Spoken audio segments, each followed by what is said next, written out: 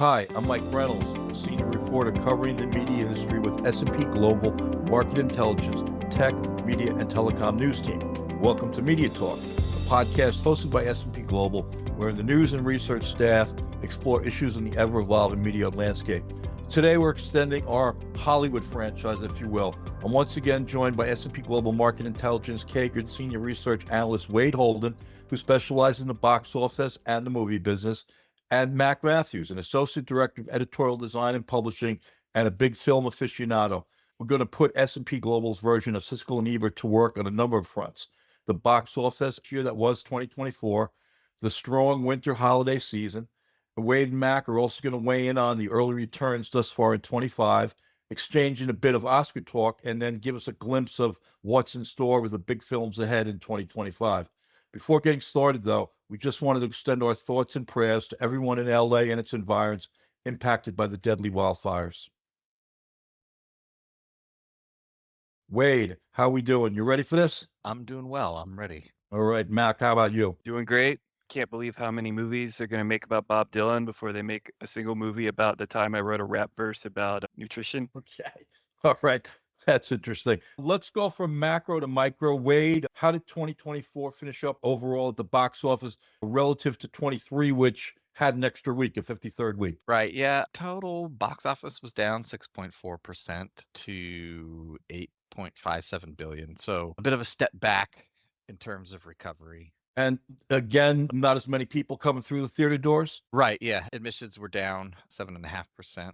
We had it tallied at 786.1 million in 2024. But I mean, historically, even prior to the pandemic, admissions had been trending downward while ticket prices increases were helping to drive growth in box office. If we go back a few years, Mac, 24's performance maybe stack up in 21 when we were just coming out of COVID, and then again in 22?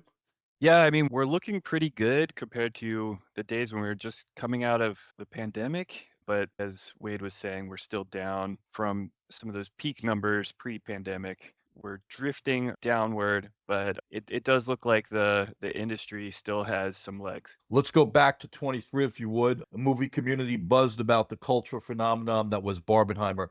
Barbenheimer was a Tinseltown thing in the summer of 23. But in 2024, a couple of big films, Wade, surpassed Barbie or got close to it. Can you talk about those a little bit? Yeah, sure. I mean, Inside Out 2 topped the year with 653 million in total 2024 box office. Deadpool and Wolverine wasn't far behind with the 636.7 million in 2024 box office. And I mean, that's great. It's good to know that there's properties out there that people are still willing to line up and spend a lot of money to go watch. It just goes to show that if you got the right property and you got the right idea, that people are willing to go and check out your movie. Yeah, to that end, Mac, there were several other films that performed very well last year. Yeah, you've got Wicked, Moana 2, Beetlejuice did well. It's remarkable that a lot of these movies came out towards the back half of the year. I think Q3 and Q4 produced a lot of the biggest hits of the year, aside from movies like Dune 2 that came out earlier in the year. Guys, anything in terms of movies last year that maybe did better than you thought they would, or conversely didn't measure up to what you might have personally projected? Mac? You had Joker Folie Deux. That one did a lot worse than it was expected to do based on the prior movie and how well it was received commercially and critically. And then the sequel came out and it was a musical. It was a courtroom drama. It wasn't as much of a superhero villain story, and it just didn't find the audience. Just to sort of put a perspective on the vast difference between Joker and Joker Folie Deux, it was 335.5 million in domestic box office for Joker, and then just 58.3 million for Joker Folie Deux. So that's the first one was like 5.75 times greater than the second one. I mean, that's a gigantic drop off when you're looking at a sequel performance. Furiosa didn't do well. That was a bit of a disappointment. Venom: The Last Dance. I mean, while it still made almost 140 million, it is significantly less than the other two. So it was kind of a shock that that trilogy ended on kind of a down note. I think we all thought that one was going to do pretty well, finish up on a good note. Let's keep with the macro theme here. When we get to the studio, it's Disney's world, right, Wade, in terms of overall share?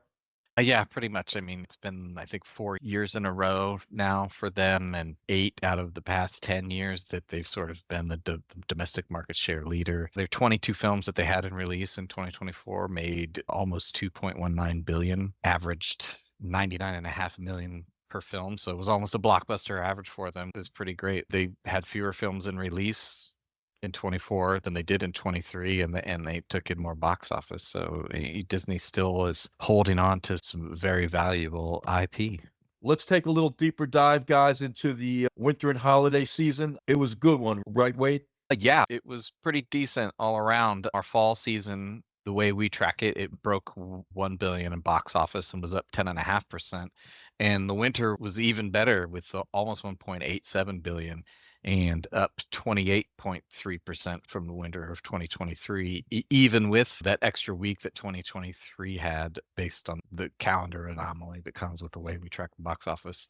So still not quite pre-COVID numbers, but close. I mean, 2019 fall was 1.39 billion and 2019 winter was 2.05. So not drastically off. So it was a pretty great improvement, especially over the way the spring and the summer went. Yeah, Mac, if you could talk a little bit about that. I mean, the box office, before entering the fall season, the 24 box office was way, way, way behind 23. Yeah, and then Inside Out 2 really kicked things off, and Wolverine followed, and there's been a string of hits into the fall and winter, solid horror, small horror releases that do add up when you look at the number of them and how popular they are. Then you have these family movies that just keep knocking it out of the park. Everything from Moana 2, the new Sonic, Mufasa started off slow, but then has gained some momentum, really pushing through to the end of the year. And then, of course, Wicked is a phenomenon and brings out a big family audience. Wade, people are still going to these films now as we get toward the end of January.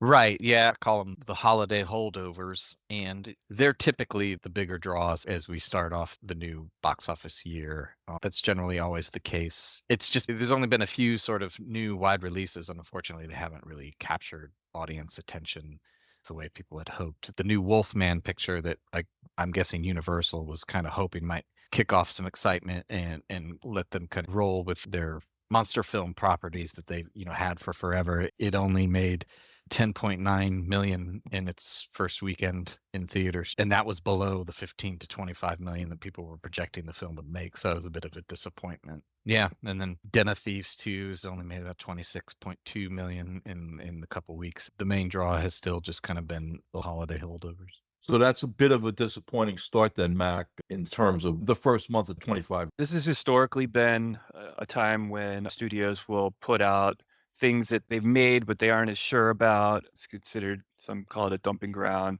But there's been things that have come out and connected in the past. The first Den of Thieves was, I think, a January release some 7 or 8 years ago and kind of took off. And as poorly as Wolfman has done, Nosferatu was a vampire movie, kind of also checking off that old-time monster vibe, and it did well. So you never know. I think that Nosferatu, the director Robert Eggers, generated a lot of excitement after he's done several independent movies. This was him kind of going bigger and finding a lot of success using a lot of practical effects and more of a classic Hollywood monster approach, as opposed to Wolfman, which I haven't seen yet, but my understanding is that it leans heavily into CGI and that some of the effects are a little dicey. Guys, let's talk a little bit about the Oscars, if we could. Owing to the wildfires, voting was delayed, and in turn, the announcements were also pushed back a bit. We could spend hours on this, but let's hit a few high points if we can. 10 Best Picture nominations: Amelia Perez, Adora, Wicked, Conclave, The Brutalist, Dune Part 2, the Bob Dylan biopic, A Complete Unknown, Nickel Boys, The Substance, I'm Still There. Wade, you want to talk a little bit about this group? I've seen exactly one of those films. I generally don't see a lot of the types of films that get nominated for Okay. best picture. I'm more of a popcorn film guy. I mean, but at the same time, it is nice, I think, to see sort of mass appeal films like Dune Part 2 and Wicked make it into the conversation. I think that's why they opened up that field to 10 Right. pictures. So it's nice to see sort of major wide release, not niche genre films get some recognition for the hard work that's put into those pictures. Mac, on the other hand, I think you told me you've seen 7 of the nominated films? Yes, I have, and I'm not done. Probably Okay. finish off the list. Some good stuff, a lot of variety. I think the most interesting thing about the race right now might be that there's 4 or 5 that are in probably close competition. Sometimes after the announcement comes out, there's a clear favorite, even though Amelia Perez has received the most awards. It's a ranked choice voting system, and there's a lot of competition. And then there's also narratives around these different films. And you have 10,000 Oscar voters with different agendas and different concerns. You have 3 foreign films nominated. Amelia Perez and The Substance, right, and I'm Still Here are all directed by folks who aren't from the US. And because it's ranked choice, if a film comes in second or third for a lot of people, that can take over and win because it depends on how divisive things are on in those number 1 and number 2 slots. If there's a lot of passion for some of these indie movies, but say a movie like A Complete Unknown is number 2 or number 3 for almost everyone, Right. then it could really clean up. Interesting. A lot of silver and bronzes might defeat golds, so we'll see. I think it's interesting, though, too, as Mac was saying, that Amelia Perez has garnered a lot of the awards. It received a extremely limited release domestically here, U.S., Canada, in theaters, like enough that they didn't even bother to report the box office because Netflix had the distribution rights, and so they went right onto their service just after that. So it's kind of interesting that it's pretty much a streaming film here that's going for one of the major awards. And if it were to win, that would be the first time a Netflix film would be the best picture. Mhm. So also interesting that way. Best directors. I mean, there's Jacques Audiard for Amelia Perez. There's Sean Baker for Nora, Brady Corbett for Brutalist, Coralia Farget for The Substance, and James Mangold for the Dylan film, A Complete Unknown. Best picture and best director often join at the hip. Is that your sense, Mac? It's often the case. The awards diverge nearly a third of the time. For instance, Francis Ford Coppola did not get Best Director for The Godfather. But if you're placing money, you do well to bet on them going together. Let's go to actresses. We've got Fernanda Torres for I'm Still Here, Cynthia Erivo for Wicked, Mikey Madison for Nora, Demi Moore for The Substance, and Carlos Sofia Gaston for Emilio Perez. Mac, I got to think Cynthia Erivo gets a second nod when the second part of Wicked hits the theaters next November. Will she be looking at a two-peat, if you will, as a defending actress in a leading role? Yeah, that's interesting. Oftentimes, when you're not done with a series of movies, then that person doesn't necessarily get the win. And if you look at like Peter Jackson with the Lord of the Rings Right. series, and I think this also comes into play for Dune 2, and when that one will receive Oscar recognition, I think that one you may see the director Denis Villeneuve be nominated next time for Dune 3. Demi Moore said she'd never been nominated for anything until Substances. Is she going to win? I think Demi Moore stands a good chance at getting it for having never been recognized with a nomination before. And then some of the folks who I thought may have been her biggest competition weren't nominated this year. You had Nicole Kidman in a movie called Baby Girl, and you had Angelina Jolie in a movie called Maria, which is a biopic about an opera singer. Both of those were fantastic performances. And in terms of your biggest name stars, Demi Moore is kind of taking up that lane. Yeah. The Substance notwithstanding, maybe it's kind of an achievement award as well, tacked onto it in kind of in a parenthetical way. I heard I guess some buzz of snubbing for Pamela Anderson with the last Showgirl. Yeah, she would have been another big name to have in there. Demi Moore has talked about being considered more of a popcorn actress and not necessarily having as much respect from the awards community. And so, yeah, without Pamela in there in the running as well, I do think that Demi has hold of that narrative about someone finally getting recognition. Right. All right, guys, we're going to go for the guys now. Adrian Brody for The Brutalist, Coleman Domingo for Sing Sing, Ralph Fiennes for Conclave, Sebastian Stan for The Apprentice, and Timothée Chalamet for Complete Unknown. Wade, can Chalamet win a Best Actor for portraying one Robert Zimmerman? Sure. I mean, he did the singing too, if I recall correctly, in that film. Yeah. So I think that certainly gives him a leg up with a performance like that and being able to sing all of those classic songs for sure. Mac, is Chalamet going to wind up, bad pun here, tangled up in blue when the envelopes are opened on the Oscar telecast on March 2nd on ABC and Hulu?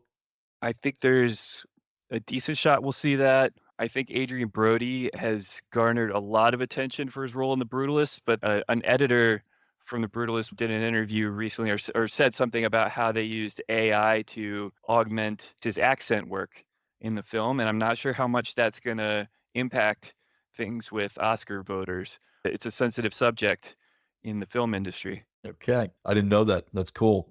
Guys, we're going to finish up with a tease of sorts, a few highlights of the upcoming 2025 slate. Mac, you want to go first? Sure, yeah. At the end of the year next year, we'll have the next Avatar movie coming out, Fire and Ash, and that should be probably the biggest movie of the year next year, and we'll have to wait all year for it. But before then, we will have a Superman movie directed by James Gunn, who did the Guardians of the Galaxy movies, and he has taken over as the head of DC Entertainment for Warner Brothers, and I think they'll put a lot behind this. I think they've got a solid trailer. I've enjoyed seeing what they've released so far, so I think that there's a good chance that will do pretty well, although it may be that the Superman has a lower ceiling than some of the big Marvel movies we've seen. But yeah, then Zootopia 2, I think next year is looking a little light on kids movies, and those tend to run the table. If they hit and if they start to become a phenomenon, they just hold really well, and families keep coming out to see them. So I think that one, that's a well-known movie. I'm not sure if it'll be as big as Inside Out 2, but it stands to do pretty well. Wade, what are you looking forward to in 2025? I think one of the most interesting narratives for me going into this year is, can the Marvel Cinematic Universe proper rebound? We had a great showing from Deadpool and Wolverine. Those were really two non-MCU properties that in a creative way got woven into the MCU, but kind of that was the swan song for both Ryan Reynolds and Hugh Jackman as those characters. You have Captain America: Brave New World coming on Valentine's Day. That's got Anthony Mackie as the Falcon taking on the Captain America role. So I think there's going to be a lot of eyes on that. You have the new Fantastic Four film, which I believe comes out later in the summer, and the Thunderbolts in May. So it's sort of that last leg of the MC universe with Anthony Mackie and the Falcon as Captain America, but then you have two brand new properties with the Thunderbolts and the Fantastic Four kicking off. So it's going to be very interesting, I think, to see after a few disappointments with MCU films if they can bounce back, and if Superman can match the performance if those films do bounce back. But then there's finally another Mission Impossible film. They're rebooting the Jurassic with a new group of people. I think Scarlett Johansson's part of it. So that's going to be interesting. On my personal calendar, which I think is wild, is they are rebooting The Naked Gun. Really? Wow. And Liam Neeson is going to be Frank Drebin. I'm absolutely excited to see what Liam Neeson does with this movie. I think it's going to be hilarious. I think Liam Neeson is probably low-key really funny. So I'm very interested in that. So, Same here. Wow. Yeah. Chalk me up as well. Okay, we've covered a lot of ground today. We really put you to work here, and we do appreciate it very much. Thanks so much for having us. I'm Mike Reynolds. Thanks to all of you for listening. We'll catch up soon on the next installment of Media Talk when we discuss Super Bowl 59.